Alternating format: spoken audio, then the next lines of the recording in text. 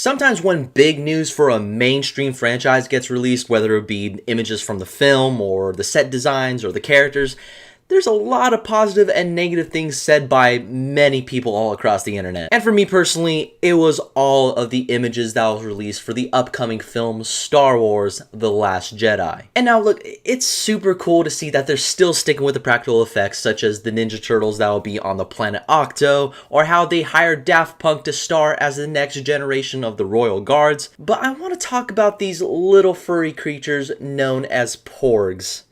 And yes, I'm making a video about little hamsters. And you know what? I think it's absolutely fantastic that Star Wars is adding more characters to, show how big the universe can really be and how expansive it is, and to really add to future canon later down the line.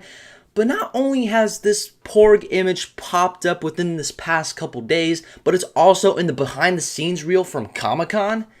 That raises a little bit of concerns for me. And look, there's no denying that this thing is going to be the next big hot selling toy during Christmas time because it's new and it's cute and cuddly for the kids at home, because trust me, any of you guys who have kids out there, they're going to want these. And I don't mind when franchises make toys out of something that they made from the film to get that little extra revenue for the holiday season, but I'm talking about how these Porgs are going to play into the film. You see, this isn't the first time that Star Wars has done this in the past, the most notorious one being the Ewoks from Return of the Jedi, and due to the reaction that the audience members had towards them, we end up with products like this.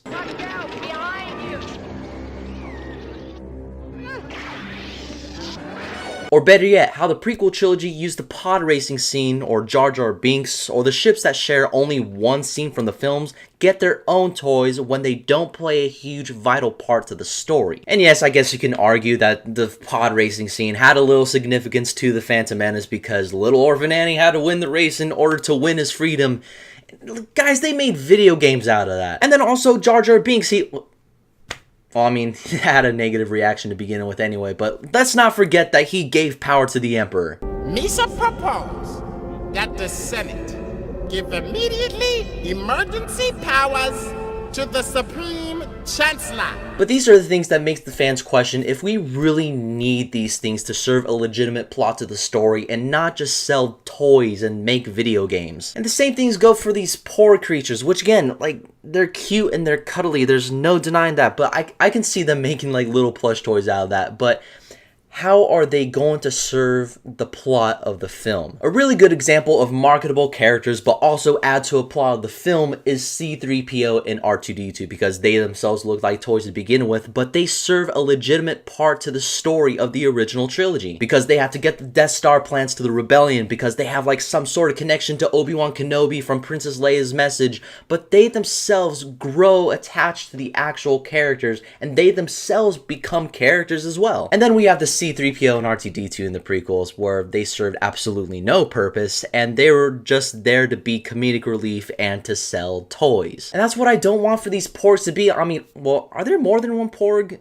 I'm pretty sure that there's more than one of these little hamsters. And another good example actually is BB-8, because the whole map to Luke Skywalker thing, and he has a deep connection with Poe Dameron. That's what I want these Porgs to be, not for them to just be cute and cuddly, serve a purpose to the film. Now, will these Porgs have some sort of connection to the characters, and will they have substance? And if not, are they there for just style? And the same thing goes for the rest of the side characters that these images also showed, such as the Monk Ninja Turtles and the Royal Guard Daft Punk characters that, weirdly enough, they also look like Power Rangers now that I think about it. And when they sold the original trilogy toys such as Han Solo, Luke Skywalker, and Princess Leia, they earned their parts of them being toys because they were cool characters and they served a purpose to the story. And then now that we have the Porgs, in which I'm more focused on look, because again, I'm more attacking on the little cuteness factor to them. I feel bad because of it.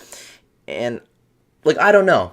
We don't know, because the film hasn't come out yet. And there's really only one way to find out. Once we sit our asses down in the movie theater on December 15th of this year, then we'll find out how important these Porgs really are, and the rest of the side characters as well. It sounds insane that I'm pointing this out, but I want nothing but good things for my #1 franchise, because again, I feel like an upset fanboy for pointing out stupid Porgs, but when stuff like this pops up, I have to question these things because I'm mainly asking the number one question: are Porgs going to be style or are they going to be substance? Anyway, that's my take on the recent news for Star Wars The Last Jedi, but I also want to know what you guys think about this news, and what do you think about these new side characters? Are they going to serve a purpose to the film, or are they going to be marketable? Whatever you guys' thoughts are, we can have that discussion down below. And if you liked the video, be sure to hit that like button, and don't forget to share this video so we can further the discussion on Star Wars The Last Jedi. And I will leave all the social media that I have in the description box down below. Don't forget to hit that subscribe button, and as always, guys, may the Force